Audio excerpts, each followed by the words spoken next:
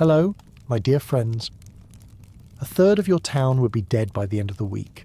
Not from war, not from violence, but from something you couldn't see, smell, or escape. One day, you're baking bread.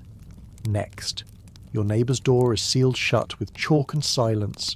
No warning, no mercy, just an invisible tide sweeping everything away. People fled, prayed, blamed, and buried, then fled again, but no one outran it. Tonight, we follow the footprints left behind, through the dust, the fear, and the silence. So before you get comfortable, take a moment to like the video and subscribe, but only if you genuinely enjoy what I do here. Now, dim the lights, maybe turn on a fan for that soft background hum, and let's ease into tonight's journey together.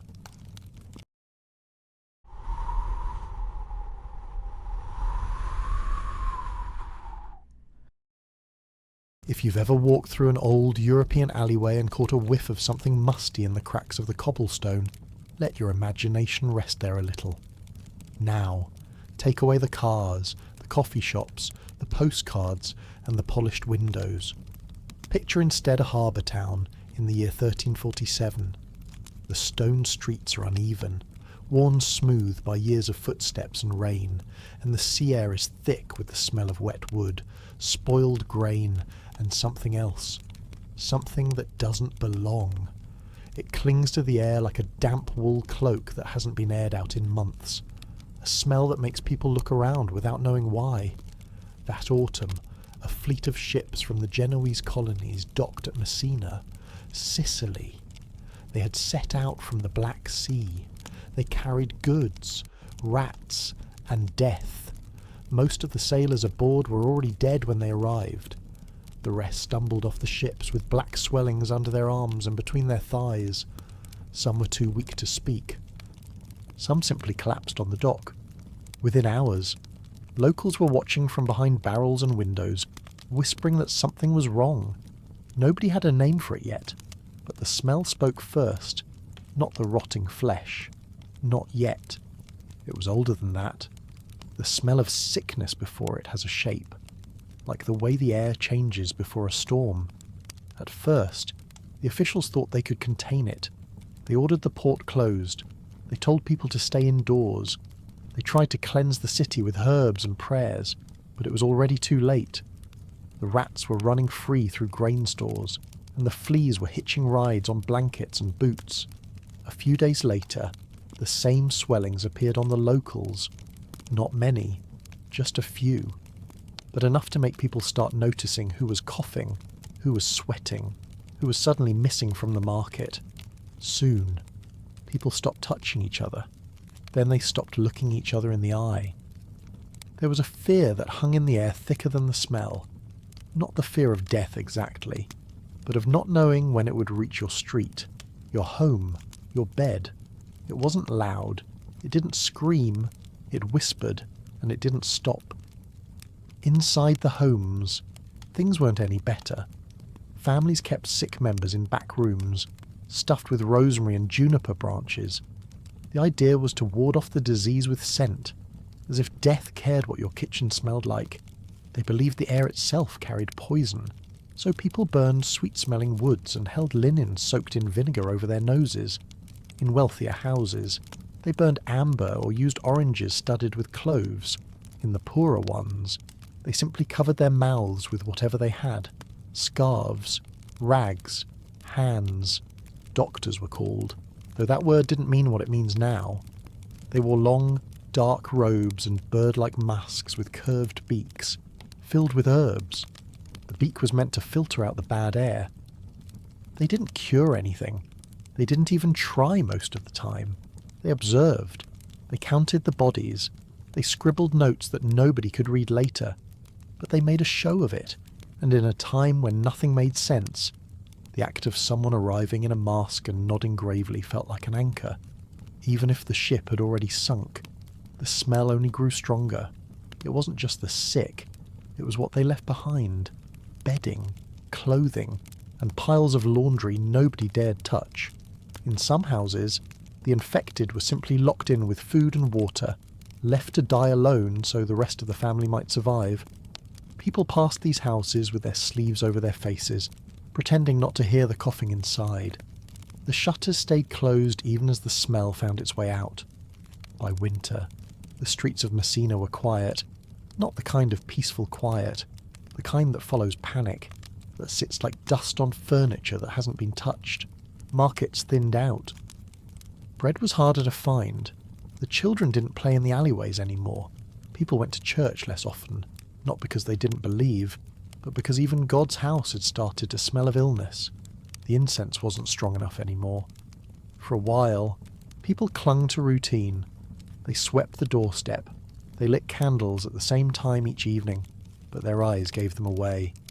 People started sleeping in their clothes, as if being ready to flee would save them. Some began writing wills on scraps of parchment and hiding them in the floorboards. Others prayed more, some just sat still, and the smell lingered. The sick, the sweat, the herbs, the ash. All of it layered on top of each other like too many coats on a cold day. It got into your skin, into your hair, into your thoughts. If someone left your house, you could tell how long they'd been gone by how the air changed when they walked back in. Messina was just the beginning, but it showed how quietly it all started. No grand explosion, no fanfare, just one strange ship, a few coughs, and an unfamiliar scent on the wind. From there, it moved inland, north, west, one village at a time, always arriving before it was noticed, always leaving after the damage was done, and yet, some people still believed it would pass like a bad harvest. That spring would come and carry it away. The cold would kill the sickness. They hung their hope on the weather, the saints, and the herbs, anything but the truth. The truth was, it had already changed the city, not just in bodies lost, but in how people looked at each other, in how they held their breath a little longer when passing someone in the street, how a shared glance became something risky, dangerous. And so the Black Death entered Europe not as a scream, but as a scent, as a silence, as something you felt before. You could name it. The real terror wasn't always the plague itself. It was the days before, the waiting, the knowing without proof. The smell before the fever. By the time people had a word for it, it was already too late. And in the next town over, the rats were already unpacking. But the disease didn't only bring death, it brought fear. And fear has a funny way of breaking the rules, especially the ones that hold a society together. From Messina, the roads leading out of the city became familiar with hurried footsteps. People left with sacks half-packed, loaves of bread wrapped in cloth, a sprig of rosemary tied to their belts, and more than anything, a hope that distance meant safety. But they didn't know that what they feared was already with them. It clung to their clothing, nestled in their grain sacks, and tucked itself into the fur of the rat hiding beneath the cart. The villagers beyond hadn't heard of the Black Death yet, but people were starting to look at each other differently. Someone mentioned a sudden fever. Someone else whispered about painful swelling and dark blotches. They didn't call it a plague. They just noticed that something was moving through their world, and it wasn't asking for permission. The local markets, once lively and full of shouting, started to thin. Sellers spoke less. Buyers pointed instead of touching. The act of passing a coin from hand to hand became a moment of tension. Eye contact was shorter. Smiles disappeared. People started to turn away from strangers. The baker's boy coughed once and didn't come back the next morning. His father told customers he'd gone to visit family, but the shutters on their house were suddenly closed. The disease didn't arrive with a trumpet. It arrived in glances, in hesitation, in the way someone stepped back when they used to step forward. At first, there were no laws, no decrees, but the doors closed earlier. Visitors were turned away more quickly, and no one needed to say why. It was a quiet spread. Rats didn't need roads.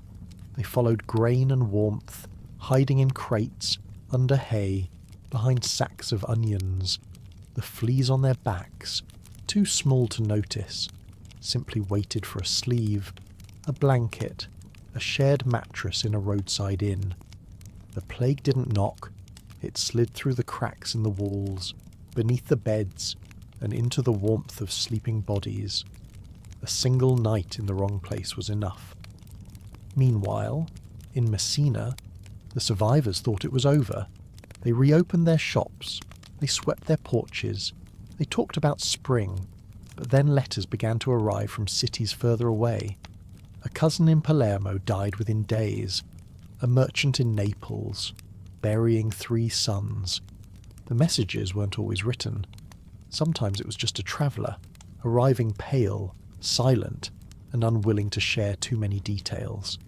Sometimes it was just a wagon, arriving with 1 less horse than it started with. Rumours moved faster than wagons.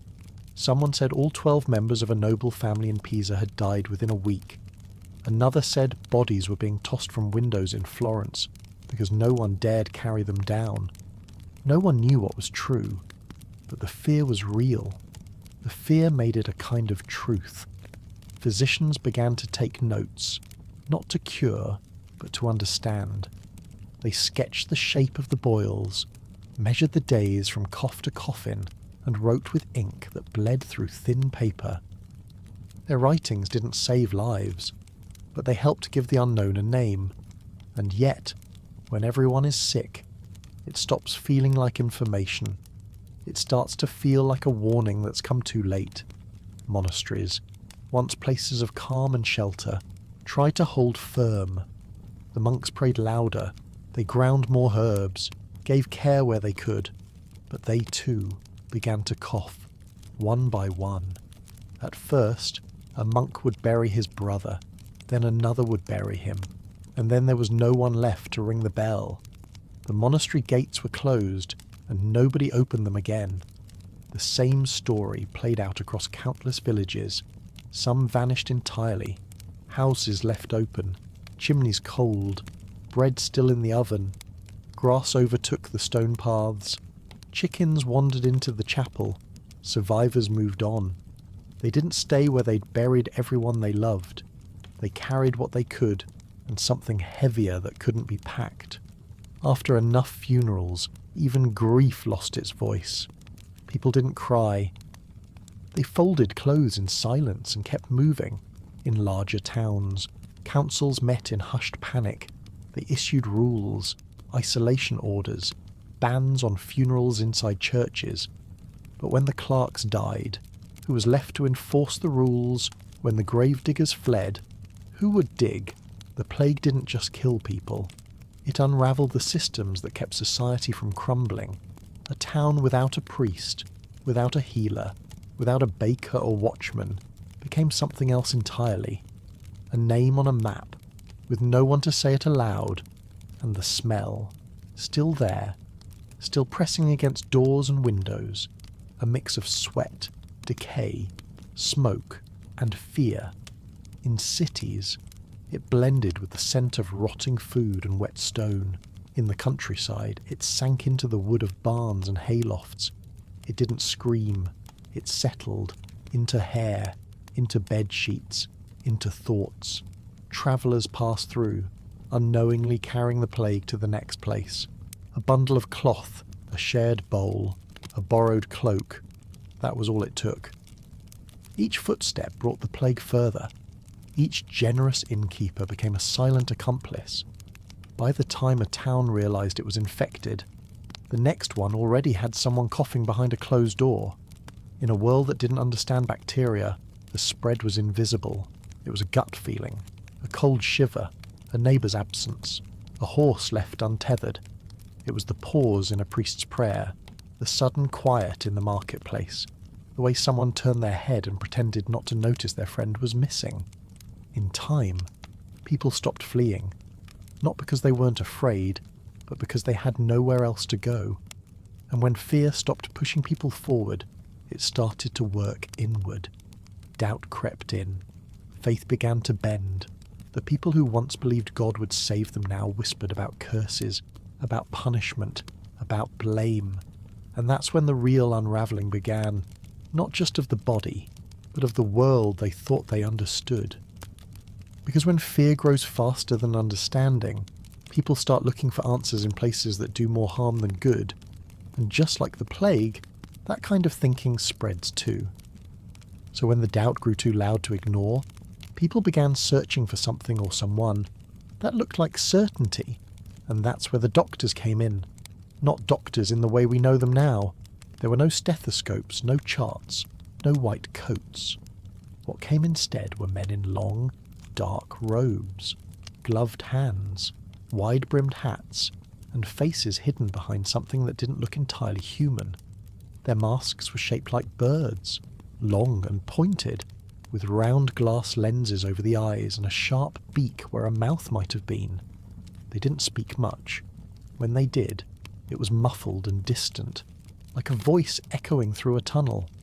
And yet, they were welcomed, not because they offered comfort, but because they looked like someone who had a plan.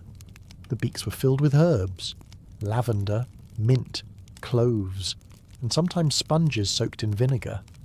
They were meant to protect the wearer from bad air, the kind believed to carry disease.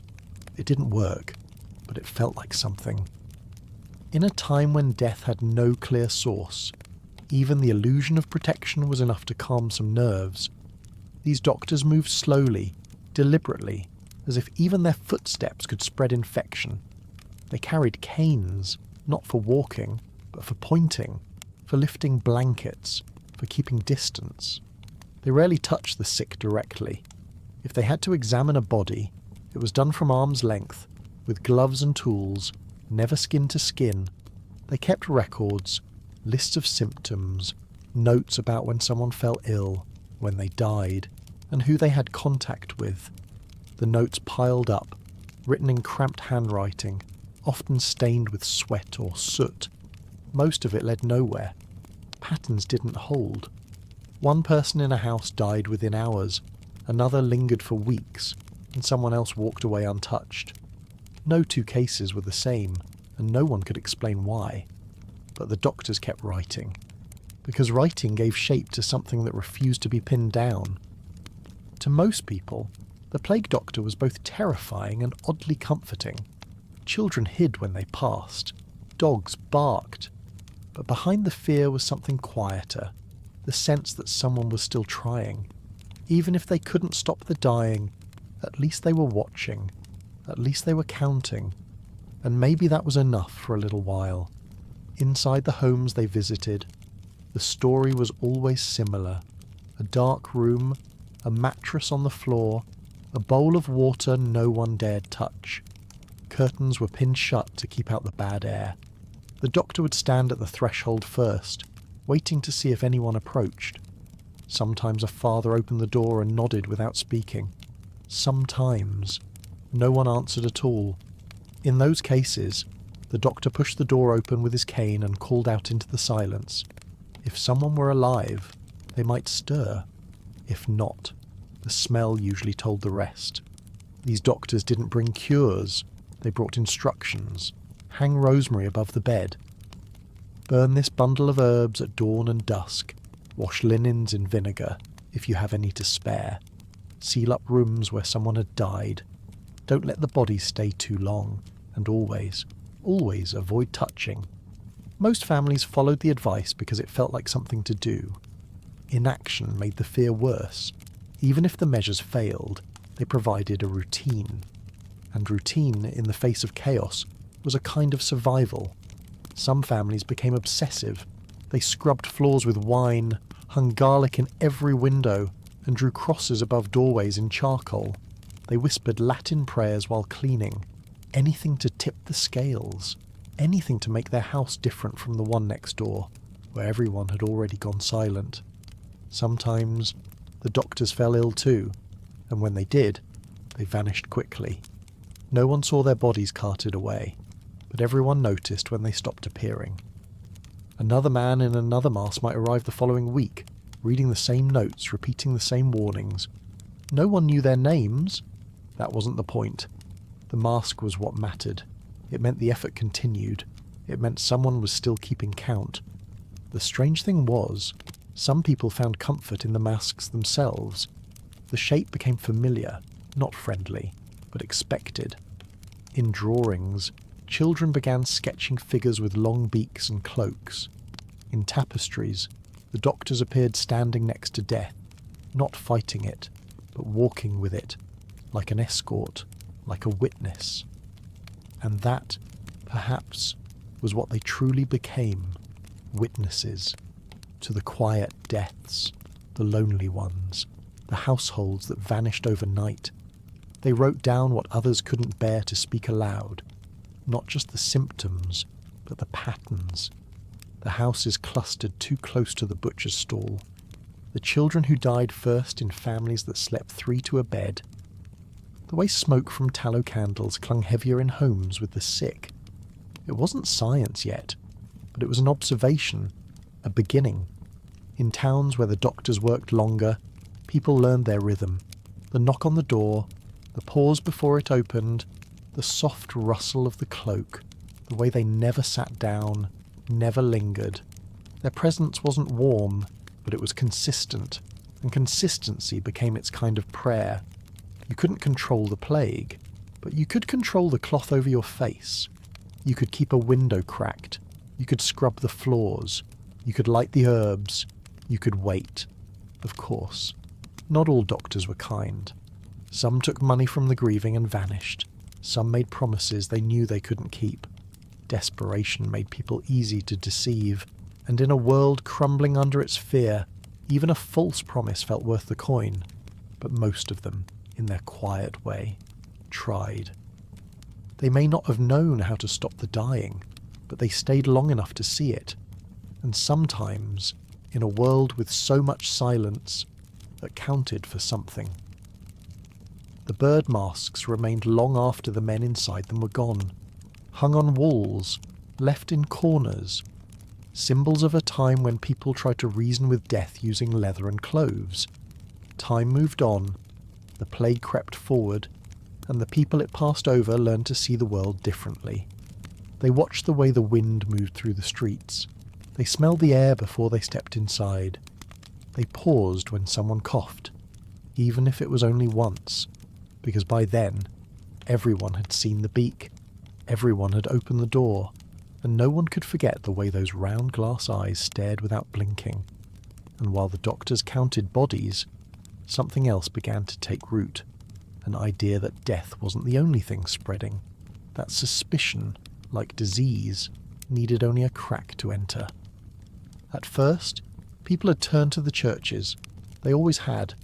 When illness came, or crops failed, or wars broke out, the bell towers were where people ran, not for answers, perhaps, but for something steadier than fear. In every town and village, the church had been the centre of life.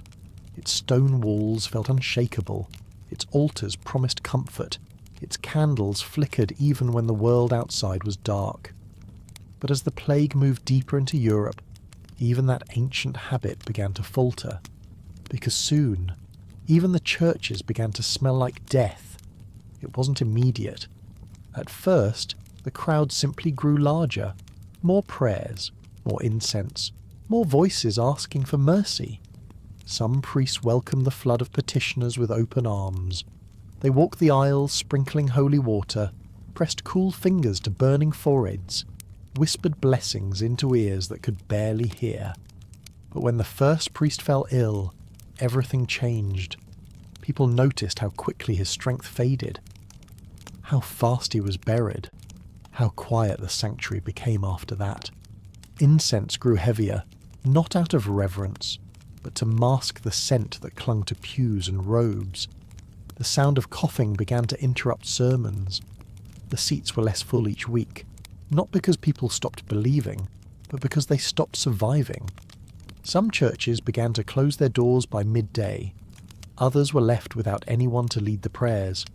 The faithful still came, but they stood farther apart, and they lit their candles in silence. Faith, once shouted in song, was now whispered from behind sleeves. In many towns, the clergy tried to hold on. Some priests walked from home to home, offering last rites, their cassocks pulled tightly around their faces. They carried small vials of oil, a crucifix, and sometimes nothing else. They climbed stairs where the air was thick with fever and laid trembling hands on dying brows. Some of them survived, most did not. And in their absence, no one was waiting to replace them. Young acolytes refused to train. Monks locked the monastery gates from within and refused to come out. The churchyards overflowed. Graves were dug hastily, sometimes without names, sometimes without rites. The ground, once considered sacred, became a field of hastily covered mounds. Crosses were planted in rows, many of them blank. In some places, carts arrived at the church each morning, filled with bodies wrapped in linen.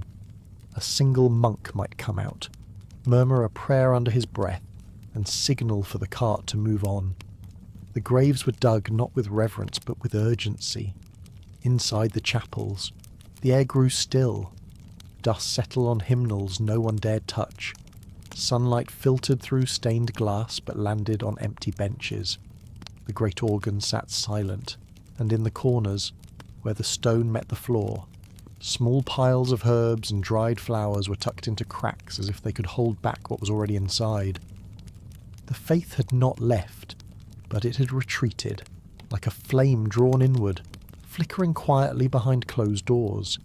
Some clergy insisted that the plague was a punishment.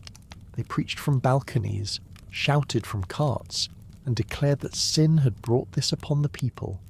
They called for penance, for fasting, for the people to throw themselves before God and beg for forgiveness. And many listened, not because they were sure, but because they had nothing else to hold on to. They walked barefoot through the streets, weeping, flagellating, singing songs that trembled in the heat of midsummer. They begged for deliverance in the only language they knew, but others began to doubt, not loudly, just a little more each day. They wondered why the priest died just as quickly. Why the holy water didn't seem to protect anyone? Why are the houses with crosses painted above the doors often the first to go quiet? It wasn't a rebellion. It was quite a confusion. It was the shift of the eyes when someone suggested going to Mass. It was the way hands stayed folded in laps instead of reaching for the Bible. The greatest fear wasn't that God had turned away. It was that he might be watching and choosing to do nothing. That the prayers were not unheard, but unanswered. And for many, that silence hurt more than the sickness. Still, some clung tighter. In the countryside, small groups gathered in barns and fields to pray together, away from the stone walls that now seemed cursed. They carried simple icons carved from wood, wore necklaces of garlic and rosemary, and held hands with trembling faith. For them, the plague was not an end, but a test. Something to be endured until the light returned. They spoke of saints and miracles. They told stories of entire villages spared because of a single faithful woman who never missed her morning prayer. Hope still existed, but it lived now in pockets and whispers.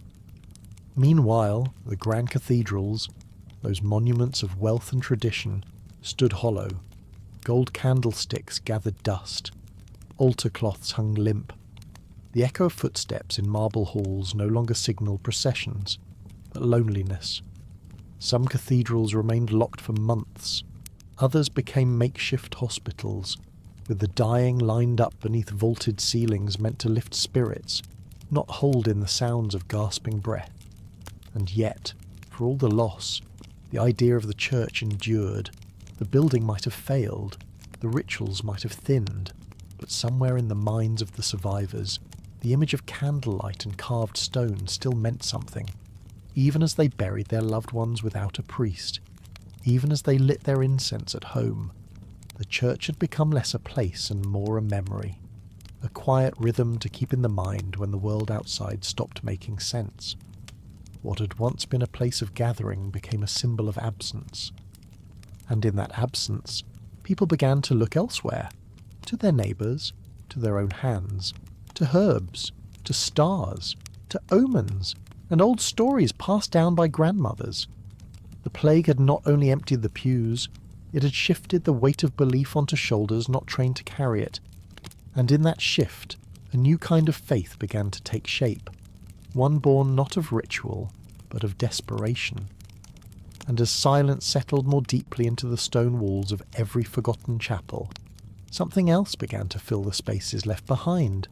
Suspicion, wandering prophets, and whispers of blame that would soon turn toward anyone who looked different, spoke oddly, or simply happened to live near where the bodies began to pile up in the streets.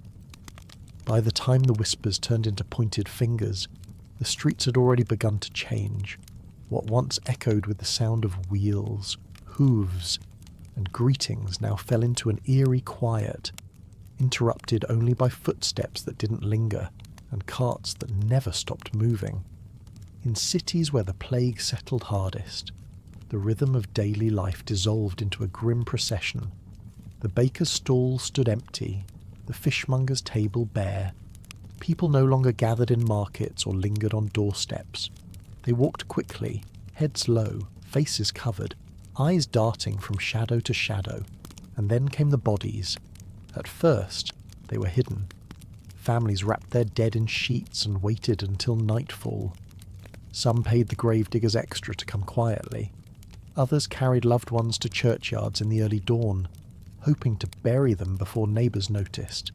But as the deaths increased, the rituals gave way to urgency. There were no prayers, no processions, no bells. Just wait and silence and the awful knowledge that your home was no longer safe. Soon, people began leaving bodies outside, not out of cruelty, but out of desperation. Entire households died within days, leaving no one behind to do the burying. Neighbours, already afraid to approach, resorted to dragging corpses from doorsteps with long poles or covering them with sheets and waiting for someone else to come. In narrow alleyways, the forms lay hunched or stiff, sometimes still clinging to the steps they had collapsed upon. You could walk through a town and smell it before you saw it. That sickly, sour air that clung to corners and door frames and filled every breath with a warning.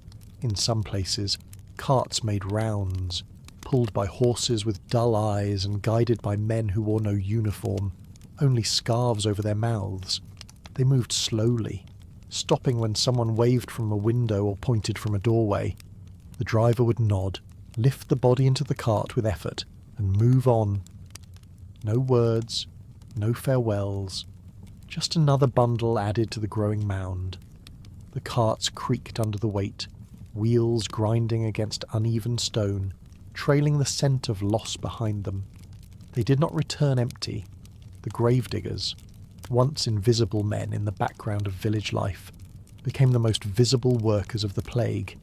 They wore what they could, leather gloves if they were lucky, heavy cloaks soaked in vinegar if they had the means, or just layers of old cloth tied tight across the mouth and nose. They dug with hands cracked and blistered, in fields that had once been meadows or gardens or sheep pasture. When churchyards filled, the town moved outward. New burial pits were carved into hillsides, abandoned farms, and even the spaces behind warehouses. There was no time to mark each one. They buried quickly. They didn't speak. Sometimes they worked through the night by torchlight. The shovels struck soil with dull rhythm, interrupted only by the rustle of linen and the thud of earth falling onto wood, or sometimes just skin and bone. The work aged them. Their faces were hollow, their shoulders bent, but they were paid in coin, bread, or protection. Some thought of them as necessary. Others called them cursed. No one shook their hands. As the weeks passed, the presence of death on the streets became almost ordinary.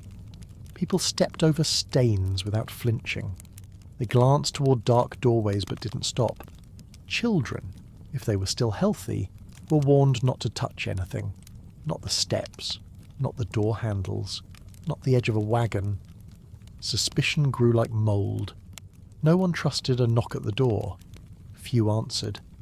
In larger towns, bodies began to appear not just in alleyways but in public squares. Someone collapsed at the edge of the well. Another slumped beside the bakery. The people who passed by said nothing. If they were brave, they covered the body with a cloth. If not, They simply crossed to the other side and walked faster. The city guards stopped trying to remove them all. There were too many, and many of the guards had already fallen ill themselves. The streets became a map of absence. Each turn held a story, and most of them ended in silence. The worst part was how quiet it all became. There were no cries, no shouts, only the sound of carts, of shovels, of doors closing softly and staying shut. Even the bells stopped ringing. When entire parishes died out, no one remained to pull the rope. The sound of the plague was not chaos. It was stillness. A stillness so deep it settled in your bones. And yet, people still watched from their windows, behind curtains, behind shutters. They peered out at the world that had grown unfamiliar. Some counted the carts. Others noted which neighbours no longer opened their doors. A few whispered prayers, crossed themselves, or turned their heads away. But most just watched, silently, as the days passed and the streets grew emptier. They learned to tell time not by the sun, but by when the cart rolled by. Morning, afternoon, evening, sometimes twice a day. There were attempts to clean. City leaders ordered the streets swept with vinegar, fires lit at intersections to burn the air clean. But it changed nothing. The dead kept coming. The smell returned the moment the smoke cleared. Officials began marking houses with signs. A black cross was painted on the door, a bundle of straw tied to the handle. These were warnings, signs to stay away. Some people obeyed. Others, in desperation, broke the seals anyway, hoping to find food, shelter, or forgotten coin inside. They found only silence. What had once been vibrant, full of footsteps and gossip and trade, had become a place where even birds avoided landing. The town square, where musicians once played, now echoed with the groan of cartwheels and the dragging of shovels. The fountain no longer flowed. The benches sat empty, and above it all, the weight of absence pressed down like a blanket. And as the bodies vanished into pits outside the city walls, something else took their place. Not hope, not relief, but a creeping sense that this was only the beginning. Because the work of burying was simple.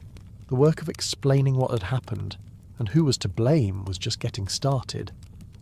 By the time the last street was swept, if it ever truly was, the people left behind had learned to look at the world differently. They no longer expected warmth in a neighbour's smile, nor certainty in the voice of a priest. But what they did come to rely on, strangely enough, were the grave diggers. Those men, once unnoticed, now moved through every corner of the city like clockwork. They had no prayers to offer, no blessings to give, and no explanations. But they came, morning and evening, rain or sun, and they kept coming, long after others had disappeared. At first the work had been frantic. Every day brought more dead than the last. The small church cemeteries overflowed quickly, their soil unable to absorb the weight of so much sorrow. It was then that new pits were dug, deep and wide, on the edges of town. These were not graves in the traditional sense. There were no headstones, no careful spacing, no names, just long trenches, filled with layer upon layer of wrapped bodies. Sometimes they were stacked too quickly, limbs bent unnaturally, cloth torn and soiled. Earth was shovelled in hastily, then another row, then another. The men who did this work were paid well, at least by plague standards, sometimes in coin, sometimes in bread, sometimes with promises they knew might never be kept. But in those days, being alive was currency enough. They were given small rooms, sometimes inside stables, or in buildings no one else dared enter. They ate quickly and alone. Few people spoke to them, even fewer looked them in the eye. But they had work, and in a world that had stopped turning, that was no small thing. Their appearance changed over time. They wore layers upon layers of cloth, not for warmth, but for protection. Scarves soaked in herbs, gloves made from old sacks, hoods pulled low. Some tied dried flowers around their wrists, others pinned religious medals to their tunics. Superstition blended with necessity. One man carried a lump of amber in his pocket at all times. Another whispered a prayer before every burial, not for the dead, but for himself. No one knew if it helped, but no one was willing to stop. They spoke little. Their voices grew rough from breathing through fabric, from smoke, from ash. The rhythm of their day was simple: dig, haul, cover, rest, then begin again. Sometimes they were joined by prisoners, offered freedom in exchange for work. Sometimes orphans offered their hands, too young to understand the risk. When someone fell ill, the others did not speak of it. They simply took up the shovel and kept going. At night, the pits glowed faintly in the torchlight. Shadows danced on the freshly turned earth. The air smelled of damp soil, sweat, and something older, something sour that never quite left. The men moved slowly, but with purpose. They lifted the dead with care, but not ceremony. There was no time. A glance at the moon, a sip of water, a pause to wipe the face. Then back to the work. In the cities, people grew used to the sight of them. Some watched from windows, wondering how they bore it. Others crossed the street when they saw them pass. Children were told not to speak to them, not to go near them. Stories began to spread, that the grave diggers were immune, that they had made a pact with death, that they were already dead inside. The men heard the stories, but they didn't respond. They had no energy for rumour, and yet, even in their grim work, there were moments of something that almost resembled kindness. A body that was wrapped more carefully, a flower tucked into a cloth, a quiet nod to no one in particular before the earth was closed again. These gestures were not for the dead. They were for the living, for the men who needed something, anything, to remind them that they were still human. They began to know the weight of things. A child was different from an elder. A merchant, still dressed in fine wool, weighed differently than a servant. They could guess, by touch alone, who had died in bed and who had fallen in the street. It was not pride. It was just something that happened when death became a routine. Sometimes, in the hours before dawn, they would rest their shovels and sit on the edge of the newest pit, not to admire it, not to pray, just to rest. The stars above didn't look different. The wind still moved the same through the grass, but the world felt quieter, as if even nature had begun to whisper. In time, they buried more people than they could remember. Faces blurred, names vanished, even time itself began to soften. Was it Monday? Was it spring? It didn't matter. What mattered was that the next row was ready, that the cart would arrive soon, that the pit was deep enough. Some said they were the only reason the cities didn't collapse entirely. That without them, the bodies would have rotted in the streets, the disease would have spread further, and the fear would have tipped into madness. Others avoided them still, blaming them for the lingering smell, for the constant reminder of what had been lost. But the diggers did not argue. They had never asked to be seen. They only asked to be left alone, to finish the work. As the worst of the wave began to ease, as the cart slowed and the silence grew less heavy, the men stood at the edge of their last pits and looked down without speaking. Some removed their scarves, some didn't. A few fell ill, weeks after the final burial, as if the plague had waited one more time to reach out. Most simply walked away, blending back into the towns they had worked to save. No one held feasts in their honour. No songs were sung. The work was done, and that was enough. But in every town where they had worked, someone remembered. A child who had seen them through the window. A woman who had watched her husband being carried away. A priest who had blessed the soil after they left, and long after the plague had passed. The memory of the men who had buried the dead remained, not as heroes, not as martyrs, just as proof that even in the darkest season, someone had stayed behind to do what needed to be done. And yet, as they faded from view, something else began to surface in their place. Not relief, not peace, but anger, sharp and desperate, looking for a face to blame, and soon it found one. The anger did not come with shouts. It arrived slowly, quietly, through narrowed glances and unspoken questions. People had buried more than they could remember, burned herbs until their homes reeked of smoke and rosemary, whispered prayers until their lips cracked. And still the sickness had come, and once the last graves were covered, when the carts moved less often and the shovels paused, something else filled the air. Not relief, not peace, but suspicion. It began with the ones who looked different, those who spoke another language, who wore clothes stitched in a different style, and who didn't join in the same prayers. They had always been there, living just a few streets away or in their quiet quarters. But now, their distance felt like defiance. Their difference, once tolerated, became a target. People began to mutter that it was the foreigners who brought it, that it was the travellers, it was the ones who didn't worship correctly. Someone must have caused this. Someone had to pay. In many towns, the blame settled on the Jewish communities. The rumours moved like the wind, whispering through alleys and over church pews. They poisoned the wells, some said. They cursed the crops. They were immune. Others claimed, which meant they must be guilty. It didn't take proof. It only took repetition. A single word spoken enough times became a reason. And when people are afraid, reason is a fragile thing.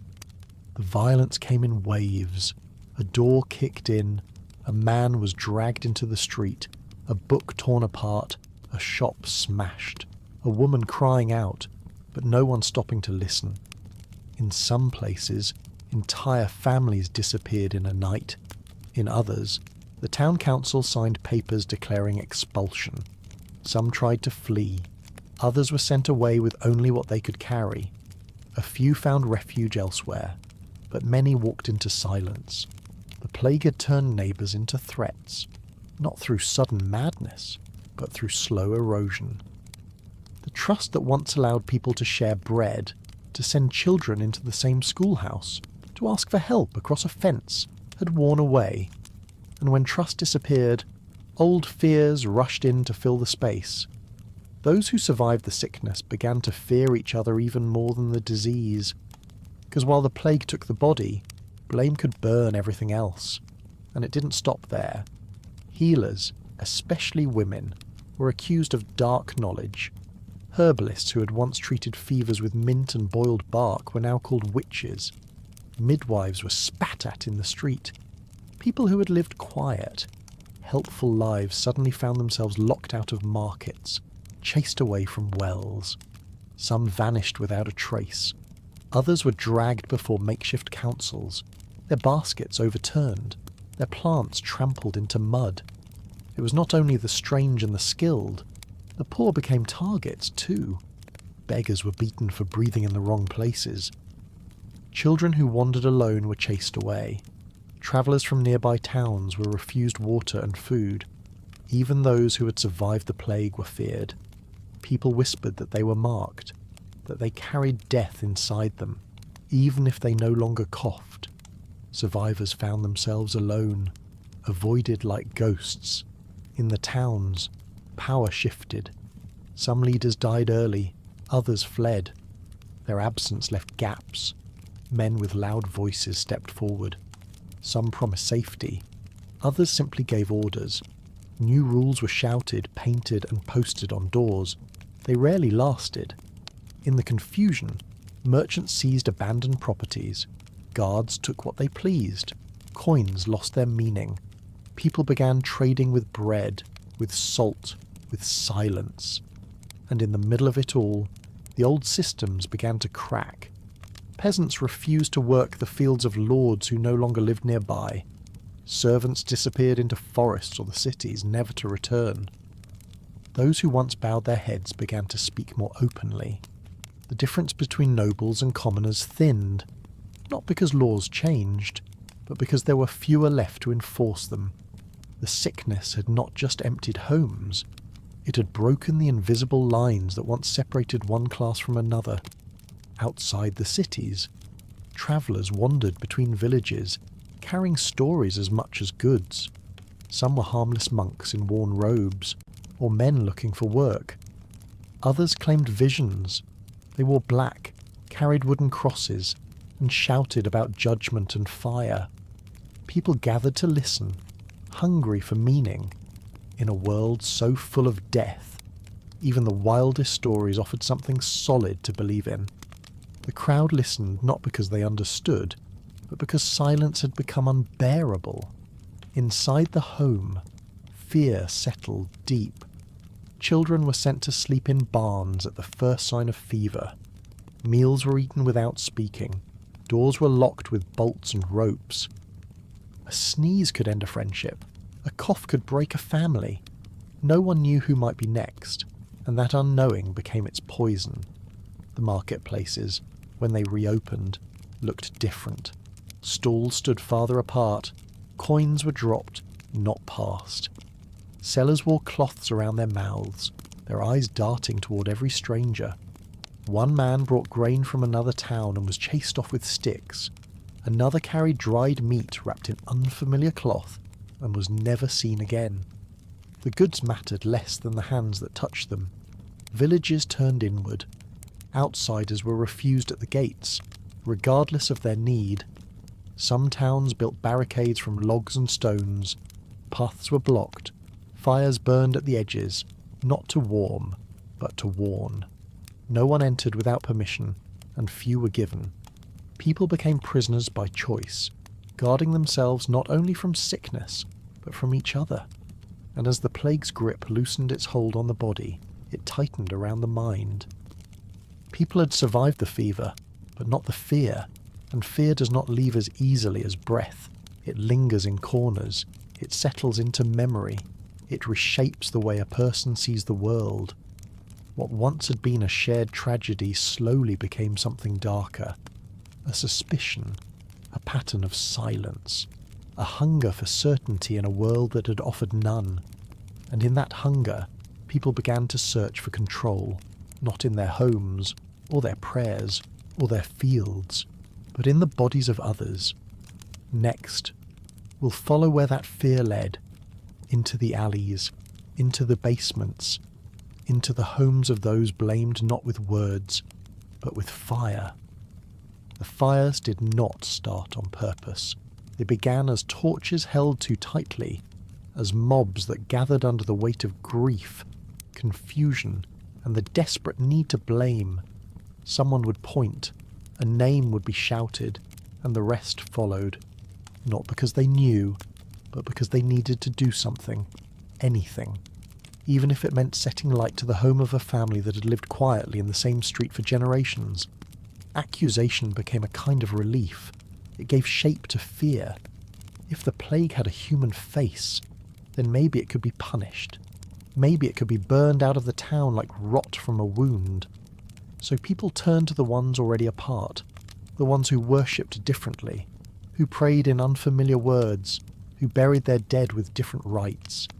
The Jewish communities, already isolated by custom and law, were suddenly marked with new signs, not on parchment, but in smoke.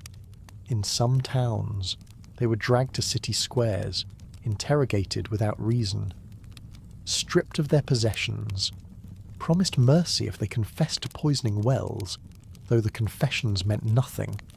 The answers were already decided. Wells were sealed, homes were looted, and when that wasn't enough, fires were lit. Authorities did not always stop it. Some even permitted it, issued decrees, declared it justice, offered pardons to those who participated. In a world where the lines between sickness and sin had blurred, violence began to feel like order. People stood and watched as buildings were consumed, not cheering, not crying, just watching, as if the flames themselves might give them the explanation no priest or doctor could. Elsewhere, in quieter corners, the blame turned toward women. Not all women, just the ones who knew too much, who boiled herbs in small kitchens, who carried little books full of handwritten notes, who helped during childbirth. who lit candles before they prayed. Midwives and healers, once respected, were now called witches. It didn't take much. A look held too long, a remedy that didn't work fast enough, a child who died despite the poultices. The line between care and curse grew thin. Women were pulled from their homes at night, their possessions were tossed into the street, their baskets were emptied and their jars broken. They were accused of summoning the plague with spells, of conjuring death through whispered Latin. Some were tortured, forced to name others, most simply disappeared. Whether to dungeons or forests or deeper graves, no one asked. It was enough that they were gone. And then there were the strangers, the musicians who passed through town, the cloth sellers from far cities, the wanderers who had once brought news and songs and goods from elsewhere. They now brought suspicion. No one trusted their stories. No one offered them bread. Even a tired face at a gate was now a reason to gather stones. Whole villages turned inward, closed their gates, declared themselves pure. Built new boundaries with wood and fear. Guards stood watch, not just for sickness, but for difference, for anything unfamiliar. The same plants still grew in the fields, the same bells still rang, but the sounds felt different, less welcoming, more sharp.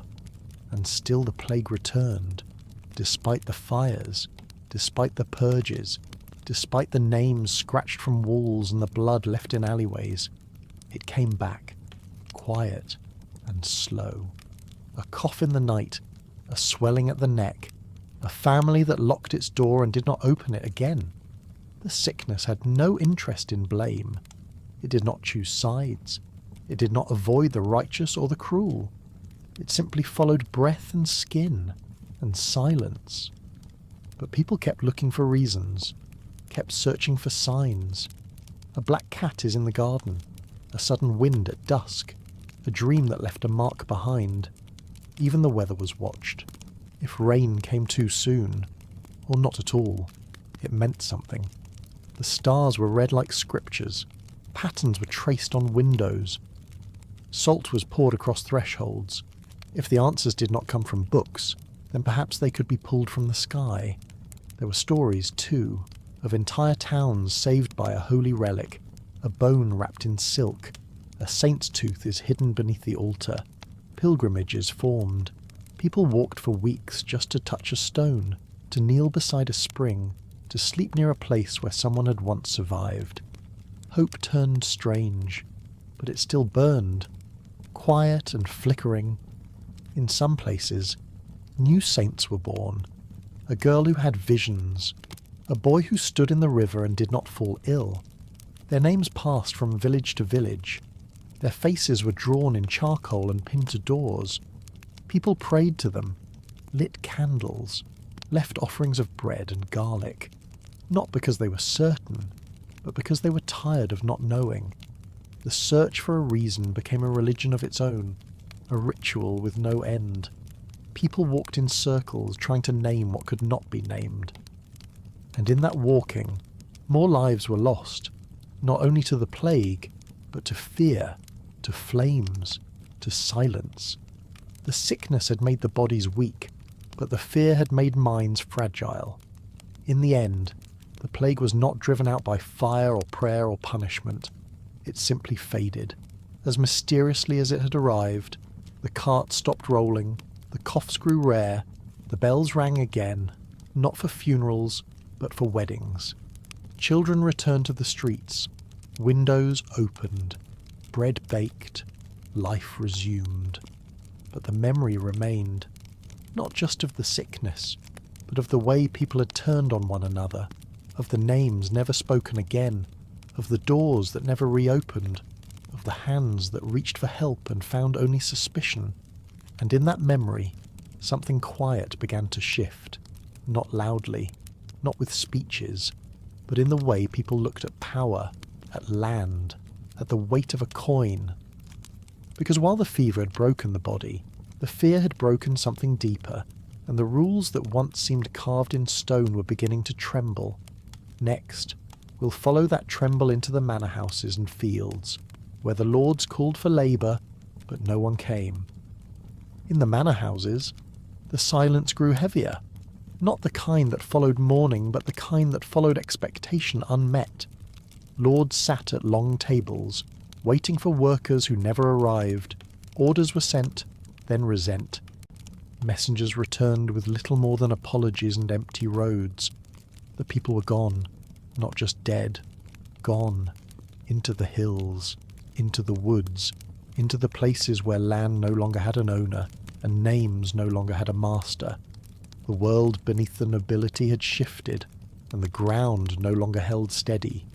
Fields remained unploughed, orchards sagged under their weight, grain rotted in barns with no one to thresh it. There were no hands left to bind the wheat, no backs left to carry the carts.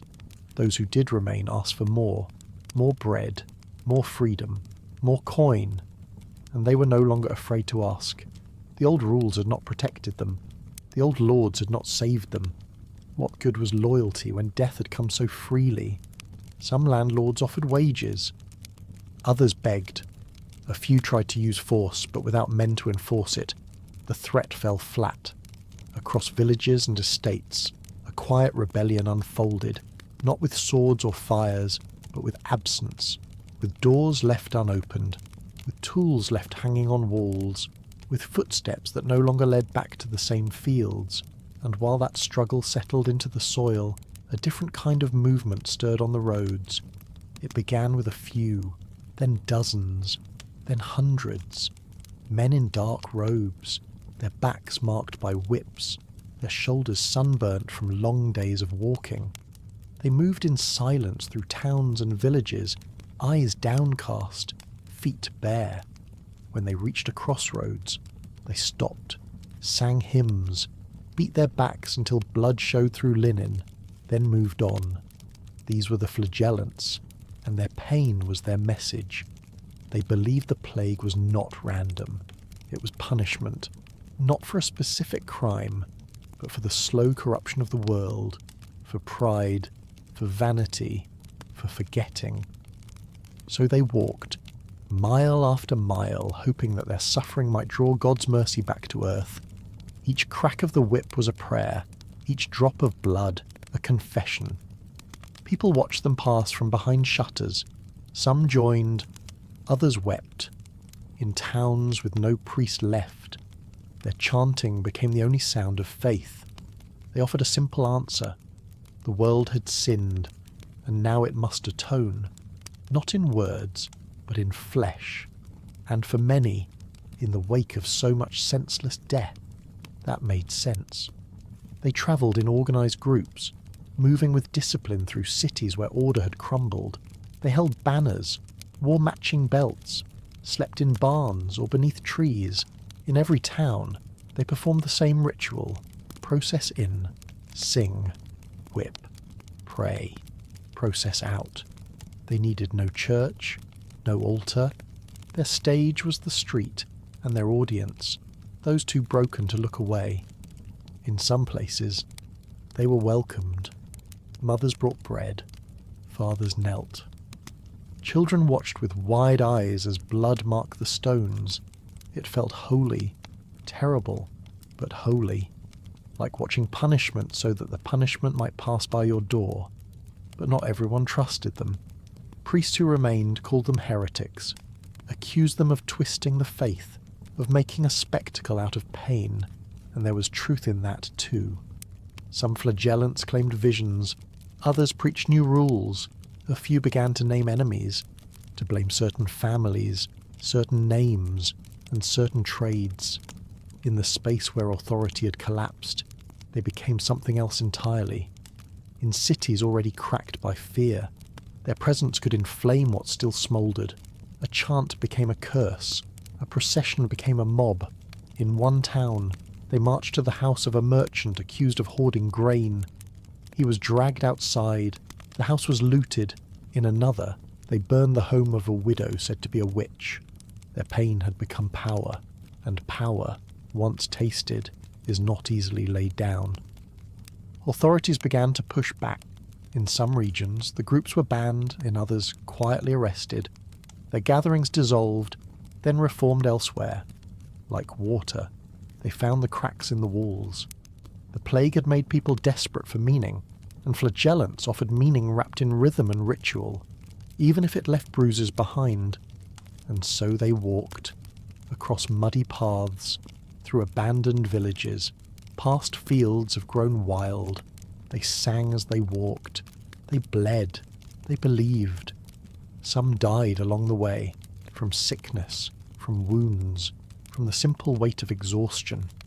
But others kept going, convinced that one more mile, one more stripe, one more prayer might be enough.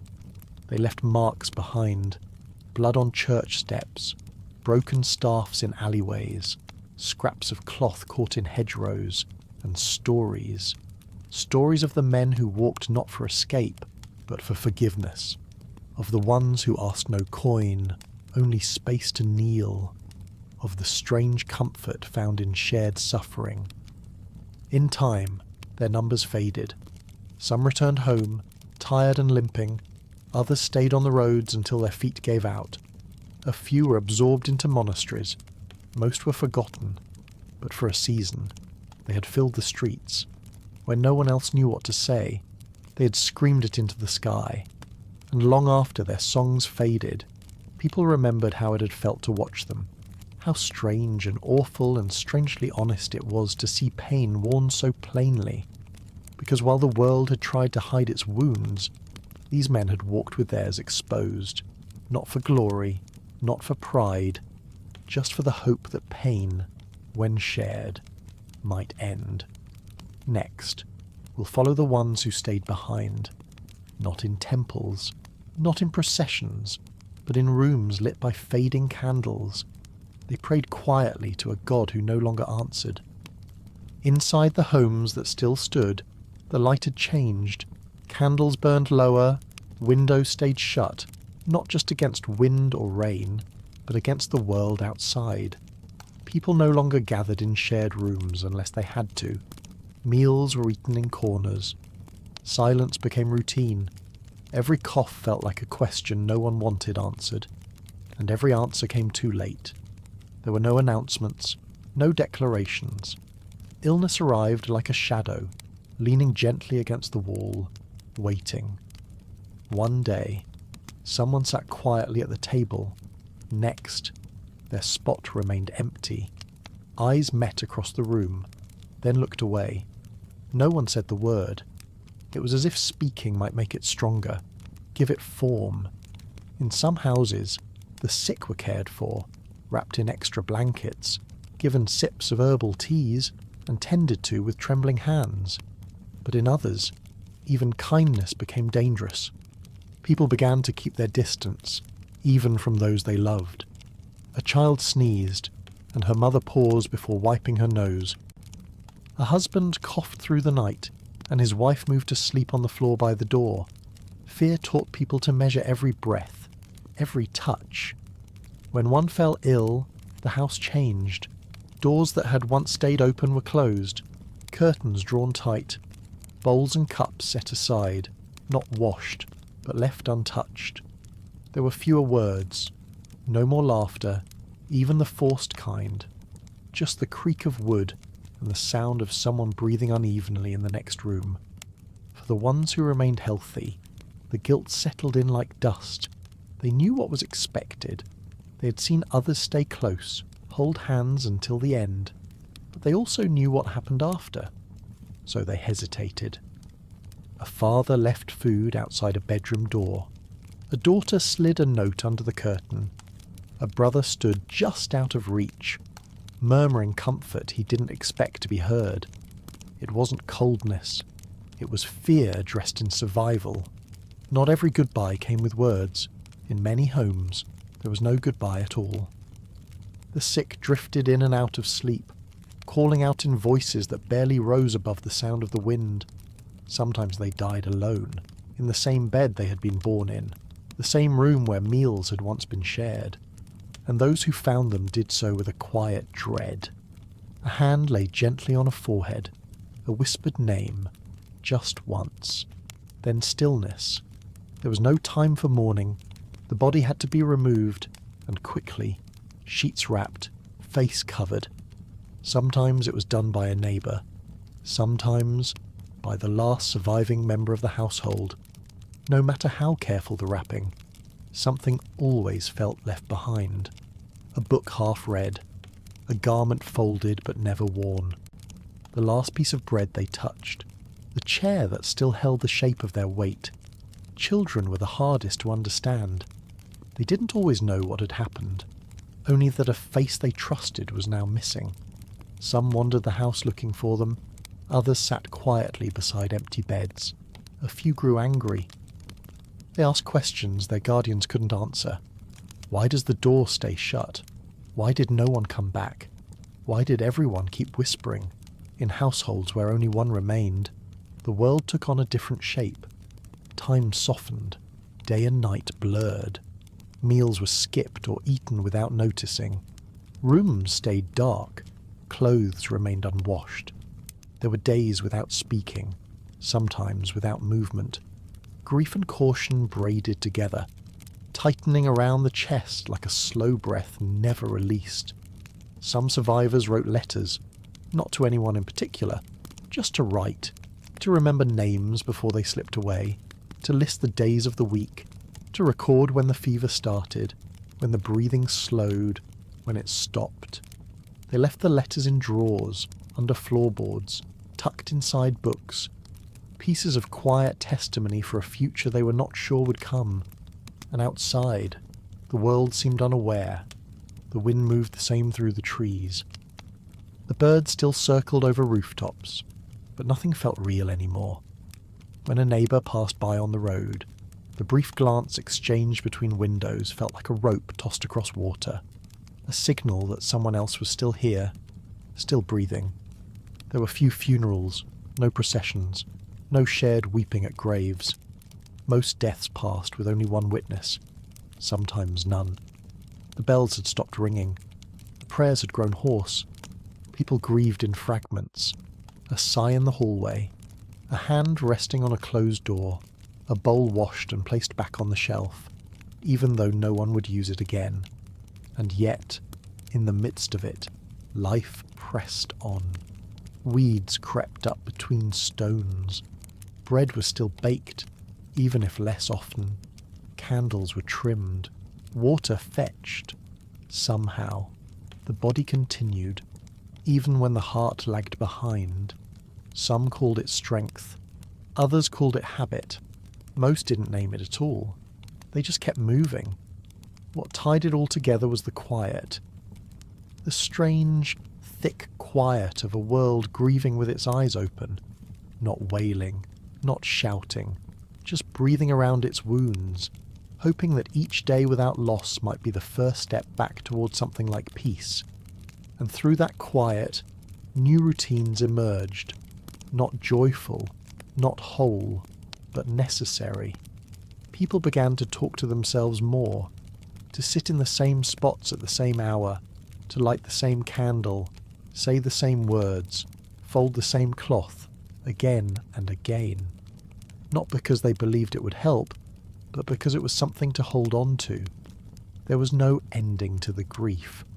No day when everything returned to normal. Loss had reshaped the walls, the air, the rhythm of footsteps in the hall. It had taken rooms and names and laughter, and in return left silence, routine, and the weight of memory. But it also left something else, a kind of stillness where thoughts could gather, a space where the mind, even bruised, might begin to notice what the world had become. Next, we'll step into that stillness, where something unexpected was beginning to grow, a new voice, a different prayer, the quiet birth of resistance. In the quiet that followed so much loss, something began to shift beneath the surface. It did not arrive loudly. It didn't carry flags or cry out in protest. It moved slowly, like water creeping into the cracks of old stone, across villages and towns, in cottages tucked along winding paths and fields left to weeds. People began to speak more plainly, not about grief, that still hung too close, but about work, about worth, about the old promises that had shattered like dried clay. The lords, many still seated in their halls, waited for things to return. They waited for hands to till the soil, for backs to carry timber, for voices